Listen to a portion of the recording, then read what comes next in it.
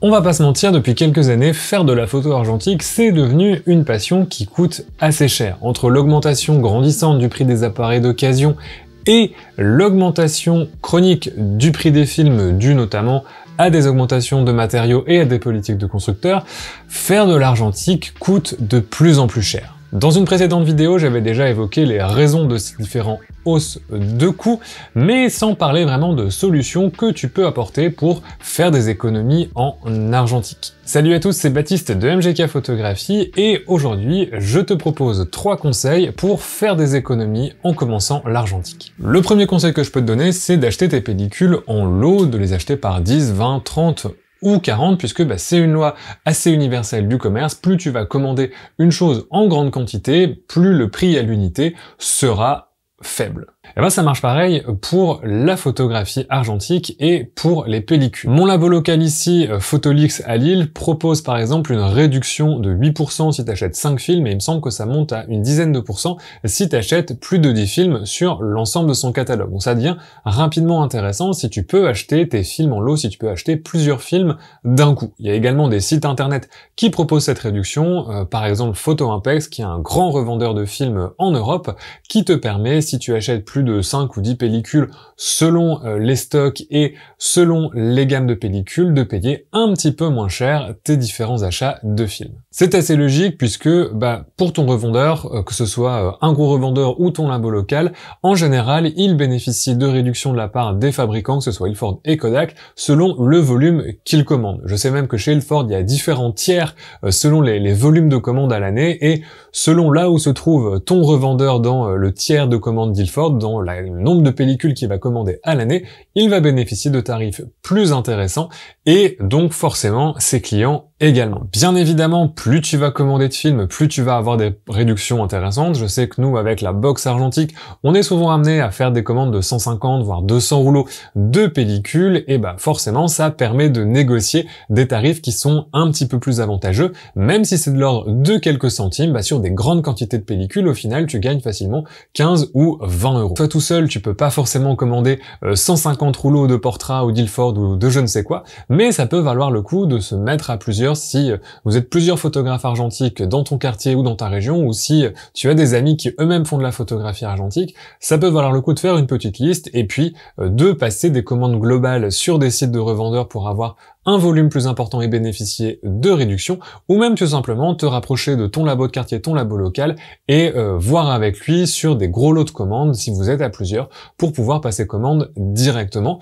Comme ça, non seulement tu soutiens l'activité de ton commerçant local, tu lui permets de faire un petit peu plus de chiffres, mais en plus, en augmentant ses volumes de vente, lui va peut-être pouvoir te proposer des prix plus intéressants sur le long terme sur les pellicules que tu consommes habituellement. Une autre manière de faire des économies avec le film argentique, c'est d'acheter son film en lot, en grosse boîte, comme ici avec cette grosse boîte de Fomapan 400, et de bobiner soi-même son film à l'aide d'une bobineuse. Donc on fait des sacrées économies, puisque voilà, un rouleau comme ça de Fomapan 400, ça coûte une quarantaine d'euros à peu près, donc ça revient à peu près à 2 euros la cartouche de 36 poses, donc c'est vraiment une bonne affaire une fois qu'on a fait l'achat de la bobineuse, qui coûte aussi, ce modèle-là en particulier coûte une quarantaine d'euros.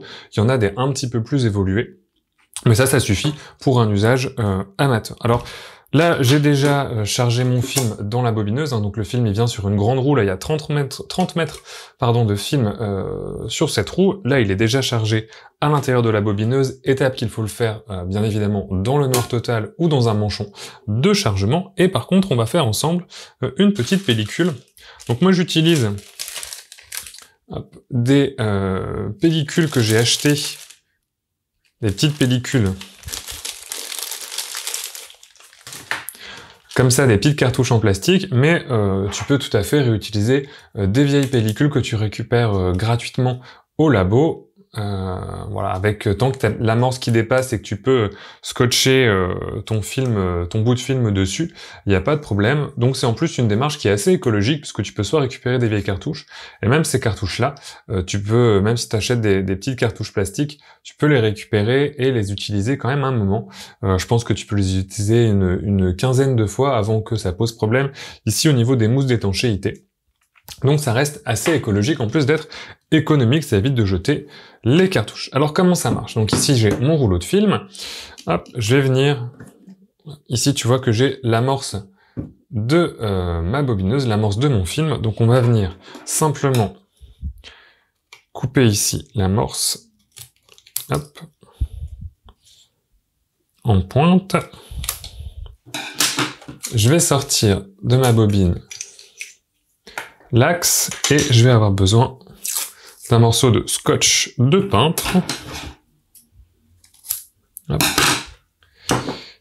Et je vais venir scotcher comme ça ici mon axe et l'amorce de ma pellicule.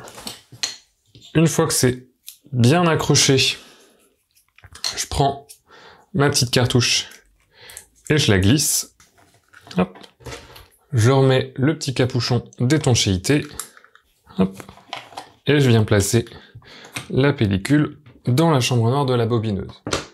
Ensuite, j'ai cette petite manivelle qui va venir ici dans l'axe de la pellicule. Et ensuite, on m'indique combien de tours je dois tourner pour faire 36, 24, 18 ou 10 vues. Ça, c'est un autre avantage de bobiner toi-même ton film, c'est que tu peux te faire des cartouches du nombre de vues que tu veux. Donc si tu as besoin d'une cartouche juste de 10 vues pour tester un appareil photo ou quelque chose comme ça, tu peux le faire assez facilement. Ça participe aussi à l'économie, ça t'évite d'avoir à faire 36 poses pour tester un appareil. Donc là, moi, je fais des petites vues de 20 poses parce que ça va être des pellicules que je vais utiliser pour des tests d'appareil ou pour des ateliers photo où on n'a pas forcément le temps de faire 36 poses. Donc je dois faire à peu près 19 tours pour 18 poses, donc moi j'en fais 20 pour à peu près une vingtaine de poses. Alors c'est parti. 1, 4, 5, 6. On a fait nos 20 tours, on retire la manivelle, on peut rouvrir notre bobineuse, hop, on a notre cartouche, on n'a plus qu'à couper ici, hop, faire tirer un petit peu de film encore, hop, créer notre amorce.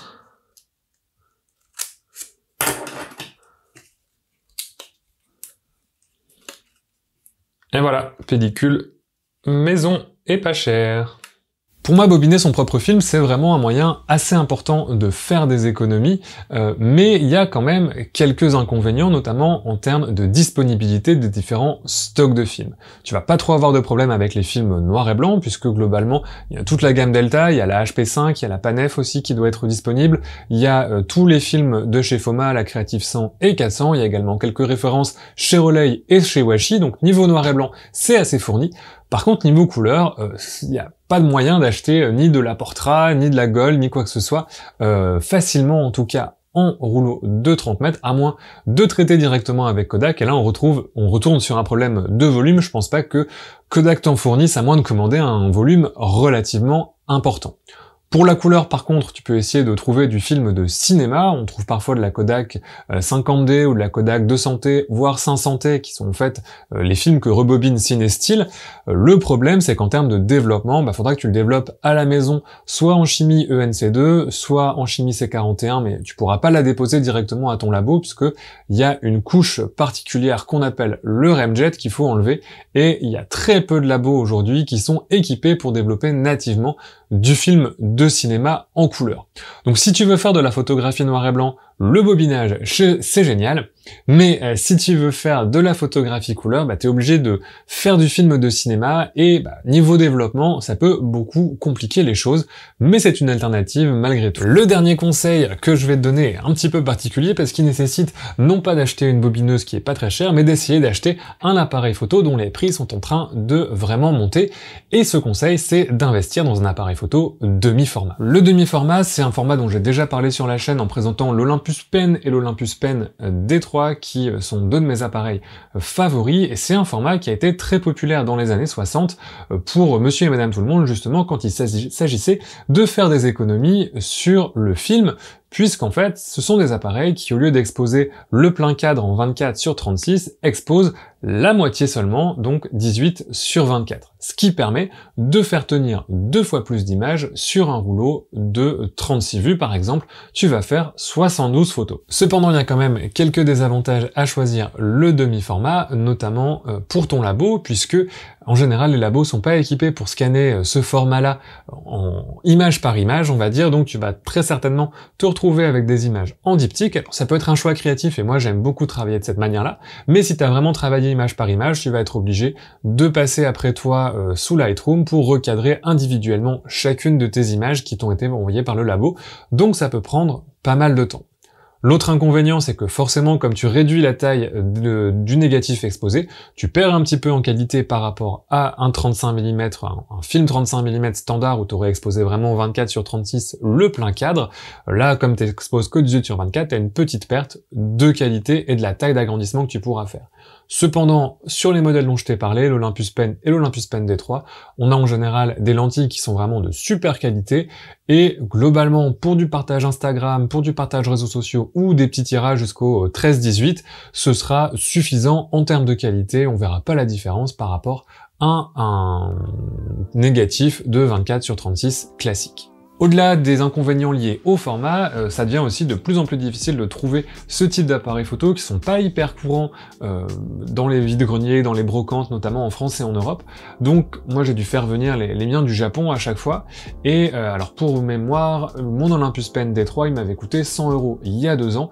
Et aujourd'hui c'est vraiment des appareils qui ont pris une cote assez importante, justement parce qu'ils permettent de faire des économies sur le film et que c'est un format un petit peu particulier. Donc comme tous les appareils photo un peu spécialisés, un petit peu particuliers, ils ont tendance à prendre plus de valeur que les autres. Donc si c'est une méthode qui t'intéresse, si c'est un format qui t'intéresse, ne tarde pas trop à aller chiner le tien sur eBay. Voilà, en tout cas j'espère que ces quelques conseils te permettront de faire des économies sur le film à l'avenir, et surtout rappelle-toi que voilà, le but de l'argentique c'est pas forcément de cramer 15 rouleaux par semaine, mais bien de réfléchir à ces images et de prendre en compte que chaque image a une valeur intrinsèque, de prendre peut-être un petit peu moins d'images, mais de s'appliquer pour prendre de meilleures photos.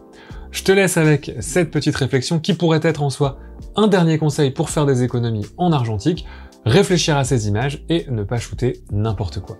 Moi je te dis à la prochaine et d'ici là, bonne photo!